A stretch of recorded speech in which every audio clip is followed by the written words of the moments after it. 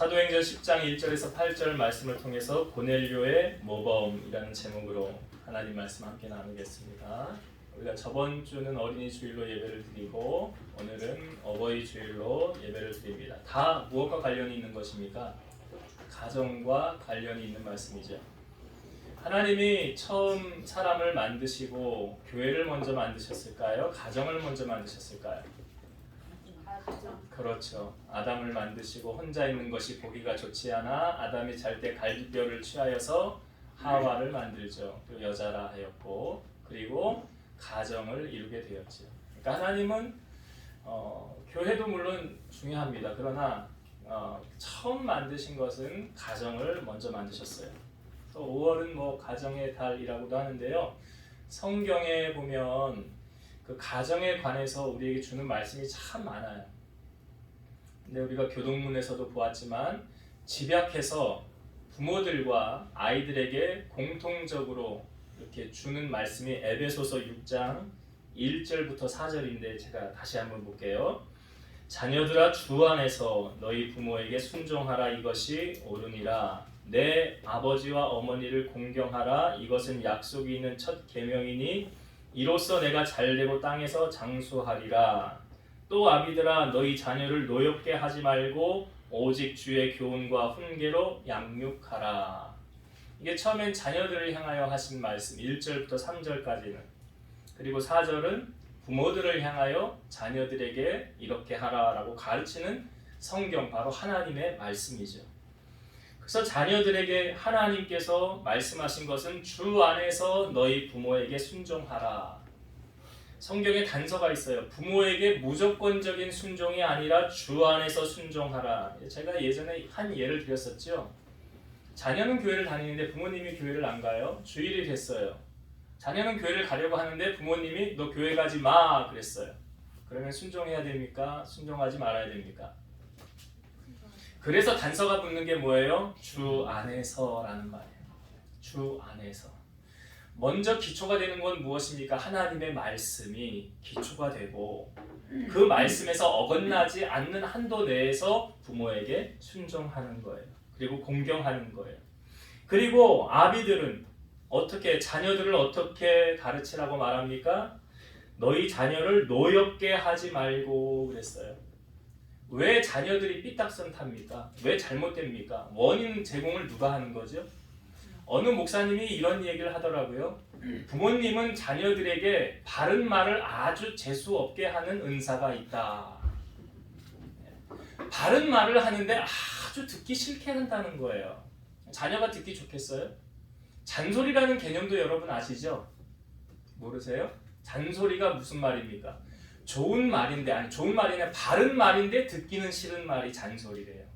맞는 말이래요. 근데 듣기는 싫대요. 그게 잔소리라는데, 아무튼 부모들은 자녀에게 말할 때 생각을 하고 말씀하셔야 돼요. 내 말이 자녀에게 상처가 될 것 같으면 하지 않는 게 좋은 거예요. 그래서 자녀를 노엽게 하면 안 돼요. 그럼 자녀가 삐딱선 타는 거예요. 그러니까 청년들은 혈기왕성하지 않습니까? 그렇잖아요. 뭐 우리가 공부를 했지만 청소년기의 시절을 뭐라고 해요? 질풍노도의 시기. 예? 그러잖아요. 사춘기 때 얼마나 예민합니까? 그러니까 노엽게 하지 말고 그 다음 뭐라고 성경이 말합니까? 오직 주의 교훈과 훈계로 양육하라. 이게 오직이라는 단어가 있어요. 그러니까 자녀들이 하나님의 말씀으로 양육을 받으면 곁길로 갈래도 가지 않아요. 그 자녀들이 하나님을 만나면 하나님을 떠날 수가 없어요. 하나님 안에서 그런 은혜를 누리고 살도록. 그러니까 저번 주에도 우리가 말씀드렸지만 부모는 책임이 있다고 그랬잖아요. 자녀의 책임이. 어떤 책임이 있다고 그랬어요? 자녀를 주님 앞으로 인도해주는 역할을 해야 된다. 그래서 아하방 시대의 오바댜 제가 얘기했죠. 오바댜는 어려서부터 여호와를 뭐 했다고요? 경외하는 자였다. 그러니까 오바댜가 혼자 믿음 생활 잘했을 리가 전혀 없죠. 그 악한 시대 아하방 시대에. 누구의 영향이에요? 부모의 영향. 그러니까 신앙은 가만히 이렇게 보면 자녀가 누구 신앙 따라가느냐? 부모 신앙 따라가요. 부모 신앙 따라. 이게 꼭 정답이 아닐 수도 있어요. 그러니까 부모가 신앙생활 안 하고 자녀가 먼저 신앙생활 하는 경우도 있으니까 꼭 맞지는 않으나 거의 맞는 경우가 많더라. 부모님 하는 대로 보고 따라하는 거 아니에요? 자녀들이. 신앙생활을 그렇게 하는 거예요. 이 성경에서 보여주는 오늘의 말씀이 가장 모범된 가정, 뭐 성경에도 많은 가정이 등장하지만 하나님께서 저에게 감동을 주어서 가정의 달에 이 가정을 소개하면 참 좋겠다 라고 우리에게 보여주신 말씀이 오늘 고넬료라는 가정이에요. 이 고넬료라는 사람은 직업이 뭐냐면 이탈리아 부대의 백부장이라. 그러니까 본청은 로마에 속하였고 로마에서 파견을 나온 거죠. 이스라엘로. 그러니까 당시 이스라엘은 로마의 속국이잖아요. 그런데 이 사람은 고넬료는 자기 밑에 부하가 몇 명이 있습니까? 백부장이라는 의미가 뭐냐면 밑에 100명의 부하가 있는 게 백부장이에요. 50부장 하면 밑에 50명의 부하가 있는 거예요. 그러니까 지금 고넬료 아래로는 100명의 부하가 있는 거예요. 제가 이걸 보면서 100명의 부하가 적은 것 같지만 여러분 적지 않아요. 적은 부하 아닙니다. 네, 그렇다고 뭐 그렇게 많은 건 아니지만 그래도 어느 정도의 규모가 있는 자리에 있는 사람이에요. 근데 여러분 성경은 1.1획도 거짓이 없다고 그랬죠. 그러니까 사실을 가장 정확하게. 그러니까 우리가 사람의 마음은 다 모르지만 하나님은 우리 마음을 가장 정확하게 보신다고 그랬잖아요. 그래서 하나님이 기록한 것은 가장 정확하다. 거기에 토를 달 수가 없다. 그렇다고 한다면 하나님은 고넬료를 어떻게 평가하셨는가? 자, 오늘 2절의 말씀을 한번 다시 보겠습니다. 자, 이 고넬료를 이렇게 소개하고 있습니다. 2절. 그가 경건하여 온 집안과 더불어 하나님을 경외하며 백성을 많이 구제하고 하나님께 항상 기도하더니. 고넬료 그는 경건한 사람이었더라 라는 것은 세상 속에 살지만 믿음을 잃지 않고 구별된 삶을 살았다는 거예요. 빛과 소금의 역할을 감당하는 그러한 삶을 살았는데, 자, 고넬료의 삶을 세 가지로 나뉘어서 우리에게 보여주고 있어요. 첫 번째, 온 집안과 더불어 하나님을 경외했더라. 온 집안과 더불어 하나님을 경외했더라. 여러분, 고넬료 안에 지금 하나님의 마음이 있는 것 같습니까? 없는 것 같습니까? 하나님이 우리를 사랑하는 것을 어떻게 표현해 주셨죠? 우리가 죄를 범하였을 때 하나님이 이 세상을 사랑하사 독생자를 주셨으니 이는 그를 믿는 자마다 멸망하지 않고 영생을 얻게 하려 하심이라. 그러니까 하나님이 자기에게 있는 독생자를 왜 보내주신 것입니까? 우리를 구원하시려고, 우리를 죄에서 건져주시려고 보내주신 거죠. 그것은 다른 말로 하나님은 어떤 한 영혼이라도 멸망당하는 걸 원하지 않으시고 모든 사람이 다 구원받기를 원하신다는 거예요. 디모데전서 2장 4절. 하나님은 모든 사람이 구원을 받으며 진리를 아는 데 이르기를 원하시느니라. 그러니까 하나님의 마음은 그 누구도 멸망시키고 싶지 않으세요. 하나님은 다 하나님의 자녀가 되기를 원하세요. 이게 아버지의 마음이에요. 지금 고넬료를 통하여 그 마음이 우리에게 보여주고 있는 거 아닙니까? 보여주고 있잖아요. 근데 문제는 하나님을 알면서도 믿지 않는 건 악한 거예요. 하나님을 아는데, 존재를 아는데 그럼에도 불구하고 하나님을 믿지 않아. 이건 아주 악한 건데, 로마서 1장 18절에서 21절 보면 하나님의 진노가 불의로 진리를 막는 사람들의 모든 경건하지 않음과 불의에 대하여 하늘로부터 나타나나니 이는 하나님을 알만한 것이 그들 속에 보임이라. 하나님을 알만한 것이 그들 속에 보였다고 그랬어요. 그래서 하나님께서 이를 그들에게 보이셨느니라. 창세로부터 그의 보이지 아니하는 것들 곧 그의 영원하신 능력과 신성이 그가 만드신 만물에 분명히 보여 알려졌나니 그러므로 그들이 핑계하지 못할지니라. 분명히 하나님이 살아계시다는 것을 알아요. 그 만물에 보여졌다는 거예요. 자, 근데 그 다음에 보면 하나님을 알되 하나님을 영화롭게도 아니하며 감사하지도 아니하고 오히려 그 생각이 허망하여지며 미련한 마음이 어두워졌나니. 하나님을 알아요. 모르는 게 아니에요. 하나님을 아는데 하나님을 영화롭게도 감사하지도 아니하였더라. 그러니까 하나님께서 어떻게 합니까? 성경에 그 다음에 보면 반복해서 3번 반복해서 하나님이 말씀하시는 구절이 뭐냐면 그들을 그 상실한 마음대로 내버려 두사. 내버려 두사. 내버려 두사. 하나님이 그냥 내버려 두셨다는 거예요. 왜요? 그들의 마음에 하나님 두기를 싫어했더라. 하나님 계시면 알아요. 알아요. 모르는 게 아니에요. 아는데도 안 믿는 거예요.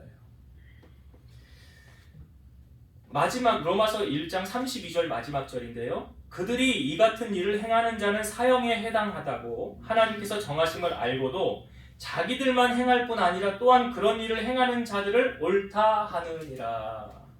그렇게 하면 안 돼. 그렇게 하면 사형당해. 영원한 지옥불에 떨어지는 거야. 그렇게 하는 것을 알고도 그랬어요. 알고도. 이게 마치 노아 시대하고 비슷하지 않습니까? 노아 시대에 이제 비 내릴 거라고 빨리 방주로 타라고 들어오라고 했는데 들어왔어요? 안 들어왔어요. 그러니까 그런 일을 행하는 자들은 자기들만 행할 뿐 아니라 또한 그렇게 하는 자들을 옳다 하느니라. 여러분, 아무리 착한 일 많이 하고 법 없이 살 사람이라고 해도요, 칭찬받아도 독생자 예수 그리스도 믿지 않으면 하나님 나라 갈 수 없습니다. 예수님께서 그렇게 딱 정해 놓으셨잖아요. 나로 말미암지 않고는 아버지께로 갈 수 없느니라. 근데 고넬료는 이 사실을 정말 알았을까요? 몰랐을까요? 저는 알았다고 생각이 돼요. 이 사실을 알았어요. 우리 하나님 믿어야 돼요. 예수 믿어야만 구원받을 수 있어. 그것을 아니까 지금 오늘 성경의 2절에 이렇게 표현하잖아요. 온 집안과 더불어. 온 집안과 더불어. 나만 혼자 이 좋은데 천국 가면 돼가 아니잖아요. 지금 고넬료의 모습을 보니까. 영혼을 사랑하는 마음이 있잖아요. 그게 바로 하나님의 마음 아닙니까? 그 하나님의 마음이 지금 고넬료에게 있는 거예요. 그리고 이 고넬료가 기도하였을 때 그 뒤에 보면 기도 응답을 받는데 천사가 나타나죠. 천사가 나타나서 베드로를 청하라고 그래요.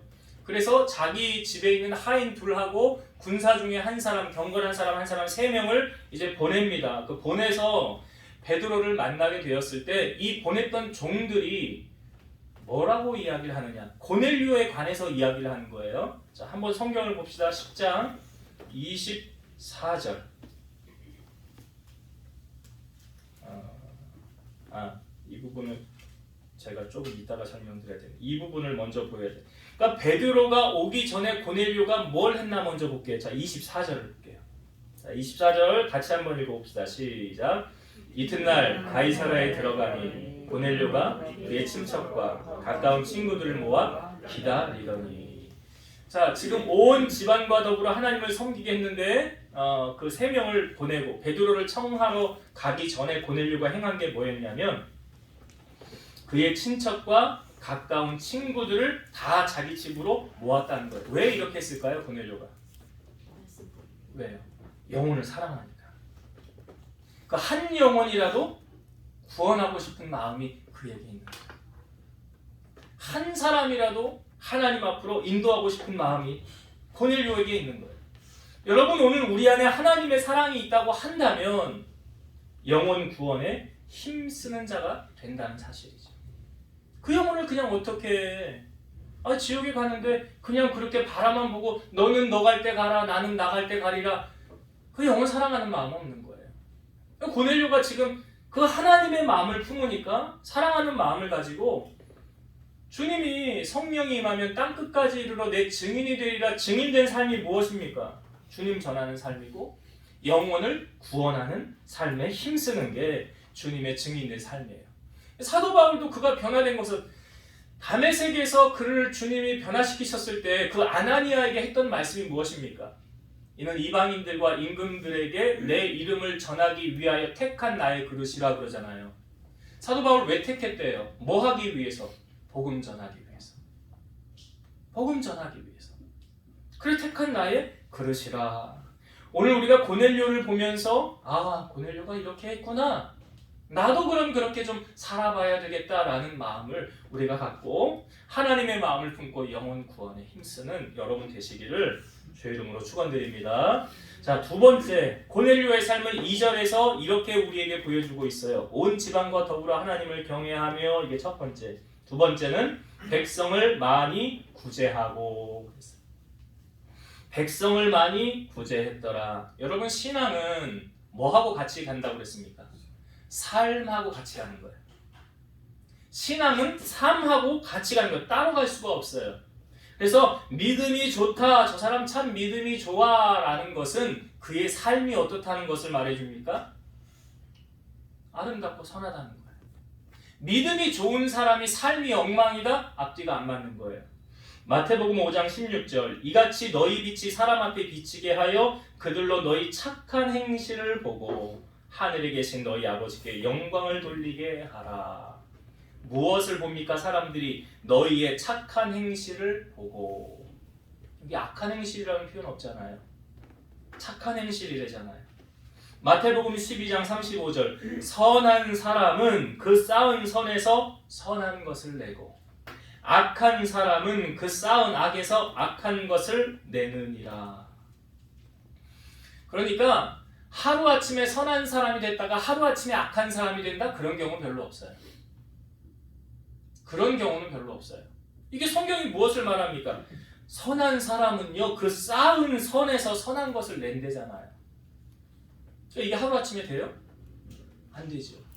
악한 사람은 그 쌓은 악에서 악한 것을 내 몸에 배어 있는 거잖아요. 그게 선이 내 몸에 배어져 있으니까 내 삶에 선이 나타나는 거고, 악이 내 몸에 배어져 있으니까 악이 내 삶에 나타나는 거예요. 그것을 성경이 말하는 거예요.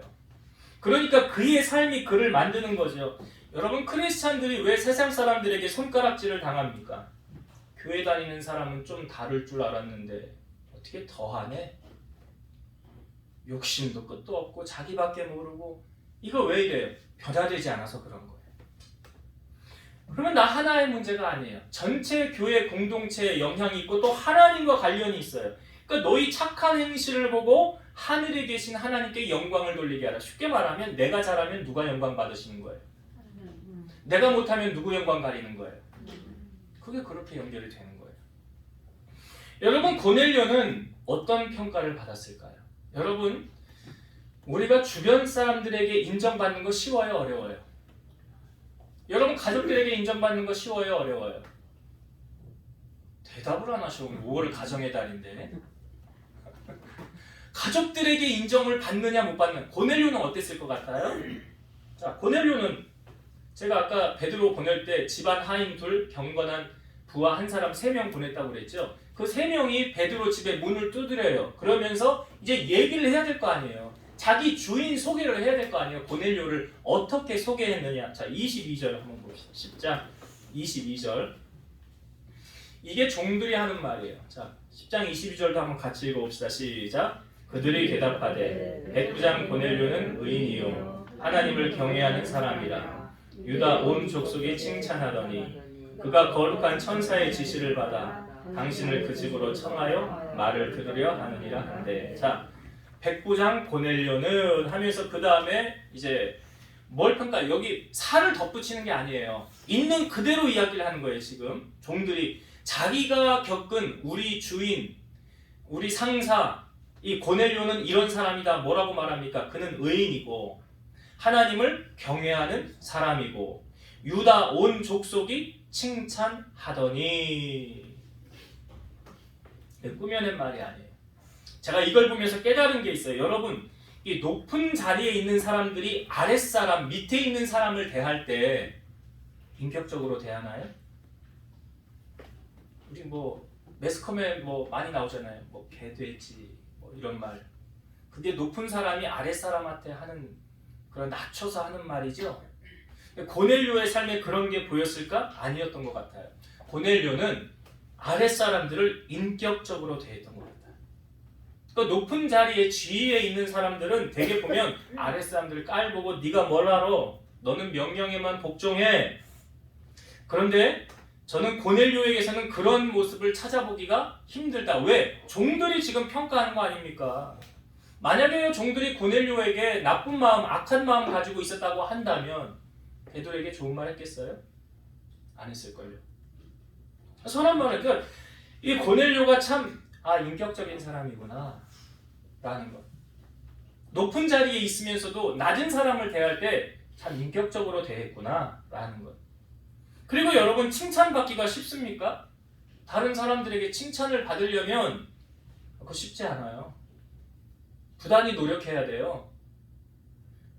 그런데 고넬료는 칭찬받는 유대 온 족속이 칭찬하더니 이건 이방인이잖아요. 사실은 유대인 아니에요. 이 사람 이탈리아 사람이라고요. 이방인이 낯선 그 나라 와가지고 파견 와서 그냥 근무하는 건데 그 유다 온 족속에게 칭찬을 받을 정도였다는 삶이죠. 그러니까 고넬료는 사랑의 실천자였어요. 그것을 그러니까 제가 신앙은 삶하고 같이 연결되어져 있다고 그러잖아요. 로마서 12장 9절에서 13절 사랑에는 거짓이 없나니 악을 미워하고 선에 속하라. 형제를 사랑하며 서로 우애하고 존경하기를 서로 먼저 하며 부지런하여 게으르지 말고 열심을 품고 주를 섬기라. 소망 중에 즐거워하며 환난 중에 참으며 기도에 항상 힘쓰며 성도들의 쓸 것을 공급하며 손 대접하기를 힘쓰라. 이렇게 사는 거죠. 고넬료의 삶이. 그냥 이런 우리가 하나님의 말씀 듣는 거 물론 중요합니다. 근데 더 중요한 건 뭐예요? 말씀을 알고 실천하지 않으면 모래 위에 집 지은 사람이고요. 말씀을 듣고 실천하면 반석 위에 집을 지은 사람이에요. 어디에 여러분 집을 지으실 겁니까? 반석 위에 집을 지어야죠. 그리고 고넬료를 통하여 우리가 또 보여주는 게 이 지금 고넬료가 백성을 많이 구제하고 했잖아요. 여러분 구제하면 생각나는 단어 있지 않습니까? 잠언 11장 24, 25절 흩어 구제하여도 더욱 부하게 되는 일이 있나니 과도히 아껴도 가난하게 될 뿐이니라. 구제를 좋아하는 자는 풍족하여질 것이요 남을 윤택하게 하는 자는 자기도 윤택하여지리라. 여기 11장 24절 25절 공통으로 등장하는 단어가 뭐예요? 구제예요. 구제. 구제하는 사람은 어떻게 된대요? 부하게 된대요. 과도히 아끼면 가난하게 된대요. 그리고 어떻게 하면 풍족해진대요? 구제를 좋아하는 자는 풍족하여질 것이요 남을 윤택하게 하는 자는 자기도 윤택하여지리라. 여러분 사랑은 뭐라고 그래요? 사랑은 주는 것이라는 복음성가도 있잖아요. 사랑은 율법의 완성이래요. 로마서 13장 10절 사랑은 이웃에게 악을 행하지 아니하나니 그러므로 사랑은 율법의 완성이니라. 남을 사랑하는 사람은 율법을 다 이룬 사람이에요. 그래서 예수님께서 사람들에게 계명을 두 가지로 집약해서 가르쳐준 게 뭐예요? 첫 번째 하나님을 사랑하되 너는 마음과 힘과 뜻과 정성을 다하여 하나님을 사랑하라. 둘째도 그와 같으니 내 이웃을 내 몸과 같이 사랑하라. 그럼 율법을 다 이룬 사람이에요. 요한일서 4장 20절과 21절 누구든지 하나님을 사랑하노라 하고 그 형제를 미워하면 이는 거짓말하는 자니 보는 바 그 형제를 사랑하지 아니하는 자는 보지 못하는 바 하나님을 사랑할 수 없느니라. 우리가 이 계명을 주께 받았으니 하나님을 사랑하는 자는 또한 그 형제를 사랑하느니라. 나는 하나님을 사랑해. 근데 너는 못 사랑하겠어. 맞아요? 틀려요? 틀려요. 틀리다고요. 아니 성경이 뭐라고 말합니까? 아니 너는 보는 형제도 사랑하지 못하면서 어떻게 보이지 않는 하나님을 사랑한다고 하느냐? 거짓말하는 자로다. 거짓말이에요. 그러니까 고넬료는 지금 하나님의 사랑을 삶으로 실천하고 있는 거예요. 구제 단순한 구제가 아니라 그 유다 온 족속에게 칭찬을 받았더라. 하나님을 경외하는 자라. 기독교는 어떤 이론의 종교가 아니라 실천의 종교예요. 그래서 예수님께서 우리를 세상에 파송하실 때 무슨 역할을 하래요? 너희는 세상의 빛과 소금의 역할을 감당하라. 이 말이 뭐예요? 너희는 사랑의 실천가가 되라. 여러분 세상 사람들로부터 손가락질 듣는 인생 되지 마시고 오늘 고넬료처럼 칭찬받는 여러분 되시기를 주의 이름으로 축원드립니다. 세 번째 고넬료의 삶을 이제 10장 2절 마지막 부분에 이렇게 소개하죠. 하나님께 항상 기도하더니 하나님께 항상 기도하는 사람이었더라. 여러분 하나님의 자녀가 하나님을 닮아가기 위해서 해야 되는 것이 있어요. 하나님은 우리에게 이렇게 말씀하셨어요. 내가 거룩하니 너희도 거룩하라.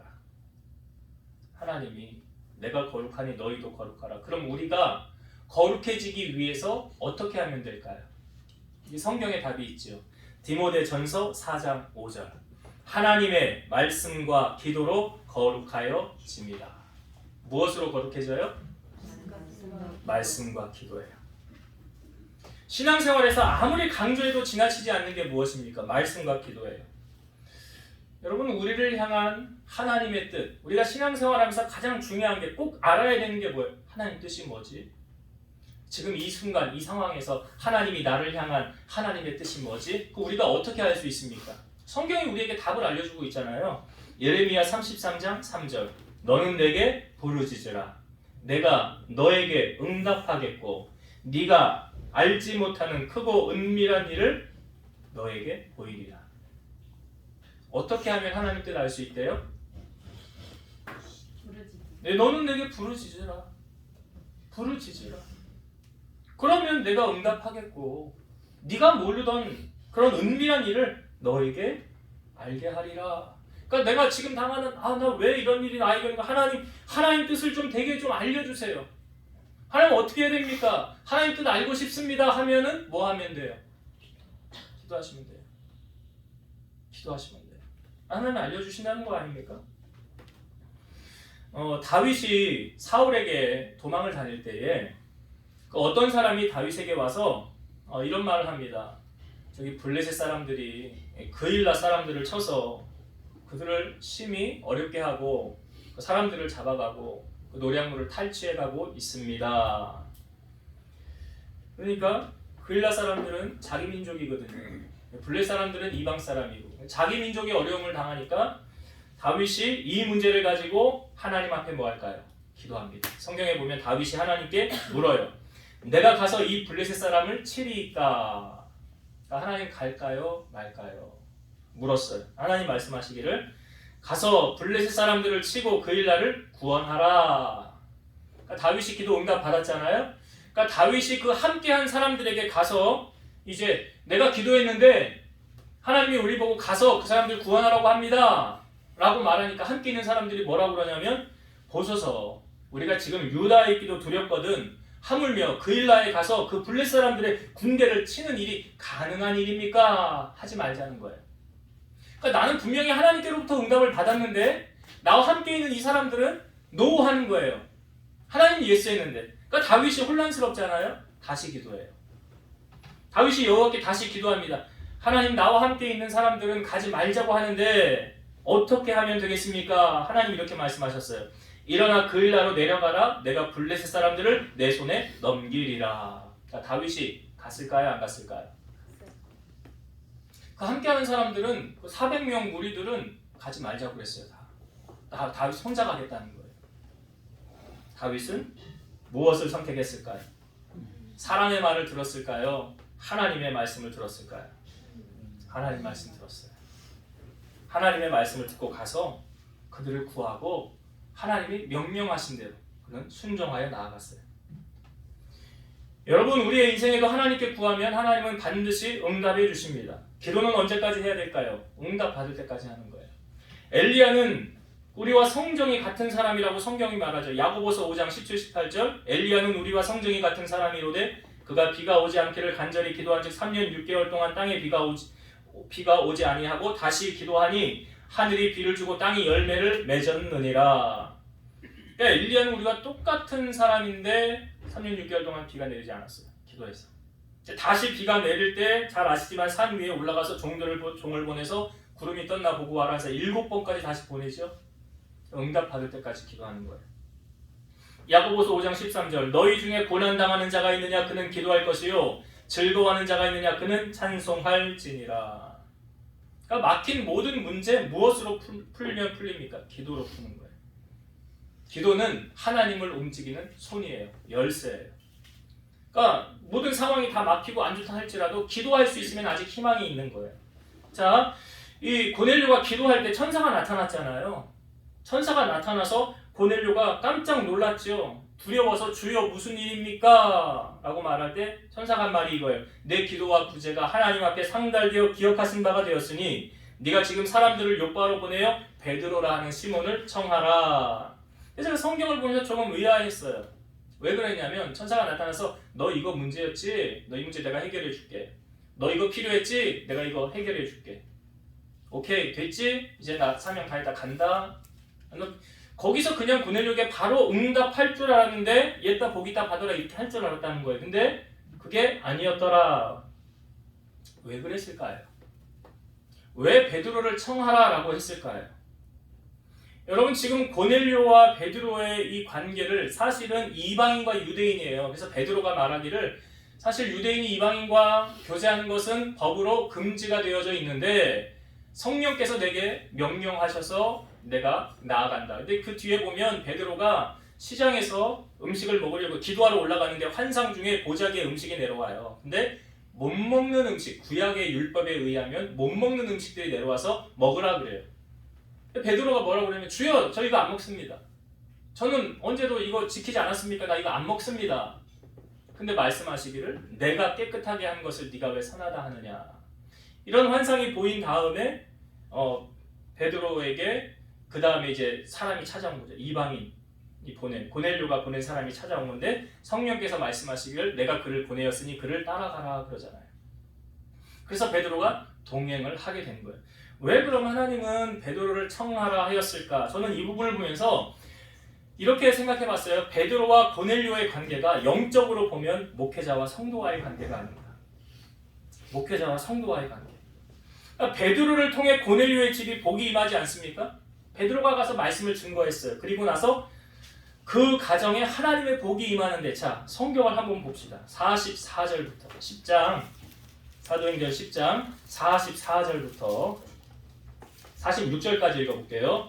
베드로가 이 말을 할 때에 성령이 말씀 듣는 모든 사람에게 내려오시니 베드로와 함께 온 할례받은 신자들도 이방인들에게도 성령 부어주심으로 말미암아 놀라니 이는 방언을 말하며 하나님 높임을 들음이러라. 베드로가 와서 복음을 전함으로 말미암을 때 성령이 말씀 듣는 모든 사람에게 내려왔더라. 이방인들에게도 성령을 부어주셨더라. 성령이 확산적으로 퍼져나가는 놀라운 증거가 보여주고 있는 거죠. 그들이 방언을 받고 방언을 말하고 하나님 높임을 들었더라. 제가 설교를 준비하면서 저에게는 이런 깨달음이 왔어요. 목사와 성도와의 관계가 좋으면 하나님이 이런 범사에 형통하게 하시고 은혜도 주신다. 그러나 그 관계가 막히면 잘 안 되고 하나님이 앞길을 막으신다. 이게 성경에 예가 있어요. 여러분 그 엘리사 아시죠? 엘리야를 수종 들었던 엘리사. 그 엘리사가 지나갈 때 그 수냄 여인이 지나갈 때마다 강권해서 음식을 먹게 했잖아요. 그리고 나서 자기 남편에게 얘기해서 우리 엘리사를 위해서 방을 하나 만들어 줍시다. 뭐 오늘날로 말하면 펜션 하나 지어 줍시다. 그리고 거기 지나갈 때마다 쉬었다 가게 합시다. 그렇게 했어요. 그랬더니 엘리야가 거기 들어가서 누워서 이 여인이 행하는 게 너무 기특해서 여인을 불러오래요. 너 소원 있냐? 왕에게나 사령관에게 뭐 부탁할 거 있냐? 없대요. 돌아가는데 옆에 게하시가 종이 뭐라고 그러냐면 이 두 내외는 나이가 많고 아이가 없습니다. 다시 와라. 이제 1년 뒤에 너는 아들을 안게 되리라. 성경의 말씀에 보면 그 말씀하신 기한이 참에 여인이 아들을 안게 되었더라. 그 여인이 아이를 못 낳는 그런 몸이었음에도 불구하고 아이를 낳게 되는 어머니가 됐다는 거예요. 부모가 됐다는 거 아닙니까? 왜 이런 열매가 결과가 나타났습니까? 엘리야에게 잘 수종들어서 그런 거예요. 그런데 엘리야가 하나님의 능력을 받고 길을 갈 때 그 숲풀에서 그 작은 아이들이 나와서 엘리야를 조롱하는 사건이 있었어요. 대머리에 올라가라 대머리에 올라가라 하면서 조롱했어요. 그때 엘리야가 여호와의 이름으로 저주하니까 그 곰 2마리가 나와서 아이들 42명이 그 곰에게 죽임을 당하게 됩니다. 여러분 보세요. 똑같은 엘리사라는 점이에요. 똑같은 엘리사예요. 뭐 수냄 여인의 집에 갔을 때는 성령이 충만한 엘리사고 그 아이들이 있었을 때는 성령이 떨어지는 엘리사가 아니었다는 거예요. 똑같은 한 사람에게 했는데 잘 섬기는 사람에게는 열매가 아름답게 맺혀졌고 그 사람에게 악하게 했던 사람은 악한 열매가 맺혀졌더라. 창세기 12장 2절을 보면 너를 축복하는 자에게는 내가 복을 내리고 너를 저주하는 자에게는 내가 저주하리니 땅의 모든 족속이 너로 말미암아 복을 얻을 것이라 하신지라. 여기 엘리사 넣어서 적용해보면 딱 맞잖아요. 딱 맞잖아요 그 말이. 히브리서 13장 17절 보면 너희를 인도하는 자들에게 순종하고 복종하라. 그들은 너희 영혼을 위하여 경성하기를 자신들이 청산할 자인 것 같이 하느니라. 그들로 하여금 즐거움으로 이것을 하게 하고 근심으로 하게 하지 말라. 그렇지 않으면 너희에게 유익이 없느니라. 무슨 말인지 아시죠?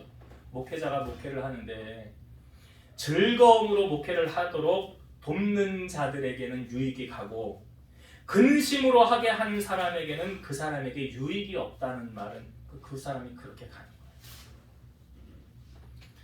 그래서 저는 이 고넬료와 베드로의 관계를 통해서 고넬료가 이 베드로가 왔을 때 어떻게 영접합니까? 무릎을 꿇고 엎드려서 그를 이렇게 받아들이잖아요.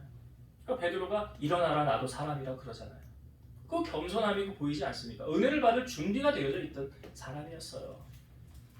자, 이제 말씀을 정리하고 마치겠습니다. 여러분, 오늘 고넬료의 삶을 통하여 참 복된 가정 아닙니까? 모범이 되는 가정이잖아요. 오늘 말씀 나눈 거 이제 정리를 할게요. 오늘 고넬료는 하나님을 믿음에 온 집안과 더불어 하나님을 믿었더라. 여러분, 가정 인간 위해서 기도해야 될까요? 안 해도 될까요? 해야 돼요. 기도해야 됩니다. 왜? 나중에 결론을 보면 우리 수요일 때도 말씀했던 것 같은데 예수 믿는 나는 천국 가 있는데 안 믿는 우리 자녀는 저 밑에 뜨거운 불구덩이에서 고생당한다고 생각해봐요. 내 친척, 내가 아는 사람 거기서 불구덩이에서 죽지도 않고 계속 고통만 당한다고 생각해보세요. 예수님이 부자와 나사로의 비유를 통하여 딱 보여주셨잖아요. 고넬료는 그걸 안다는 거죠. 그리고 하나님의 마음이 그에게 있는 거 아닙니까? 영혼 구원하기에 힘쓰고 사랑하는 마음이 고넬료에게 있었다. 오늘 여러분들에게 영혼 사랑하는 마음이 있으십니까? 주님의 마음을 품으셔야 돼요. 그리고 주변에 죽어가는 자를 그냥 방관하고 내버려두는 것이 아니라 생명줄 던져 구원하여 주님 품으로 인도할 수 있는 여러분 되시기 바랍니다. 두 번째, 고넬료는 백성을 많이 구제했더라라는 것은 신앙생활은 삶하고 떨어질래야 떨어질 수 없는 거예요. 교회 안에서만 거룩거룩 하는 것이 아니라 여러분들의 삶의 현장에서, 직장에서, 가정에서 내가 속한 그 어떤 공동체 안에서 저 사람은 정말 법없이 살 사람이네. 예수 믿는 사람이 뭔가 다르네. 저 말과 행동을 좀 봐. 우리가 본받아야 하지 않겠어? 라는 말을 누구로부터 들어야 될까요? 내 주변에 있는 사람들. 내 주변에 있는 사람들. 멀리서 생각하지 마시고. 오늘 고넬료는 자기 종들과 부하들에게 그런 인정을 받은 사람이에요? 못 받은 사람이에요? 받았잖아요. 그런 사람이 돼요. 그게 정말 믿음의 사람이에요. 그래서 신앙은 이론이 아니라 삶을 통하여 보여지는 것이다. 그런 삶을 여러분 나타내셔서 빛과 소금의 역할을 감당하길 바라시고, 마지막 세 번째, 고넬료는 기도의 사람이었어요. 하나님 뜻 어떻게 하면 알 수 있다고요? 너는 내게 부르짖으라. 내가 내게 응답하겠고 내가 알지 못하는 그 원비란 일을 내게 보이리라. 하나님 분명히 기도하는 자에게 보여주신다. 앞길을 열어주신다 라고 말씀하셨잖아요. 그래서 기도로 깨어 승리하는 우리 성도님들 다 되시기를 주의 이름으로 축원드립니다. 기도하시겠습니다. 살아서 역사하신 하나님, 오늘 고넬료의 삶을 통해서 우리에게 모범을 보여주셨습니다. 우리도 본받을 것은 본받아서 우리의 삶에 함께 하시는 하나님을 증거하게 하시고 선한 영향력을 주게 하시며 주님의 선한 뜻을 깨달아서 그 뜻대로 승리하며 기도로 나아가는 우리 성도들이 다 되게 하옵소서. 예수님 이름으로 감사하며 기도드리옵나이다. 아멘.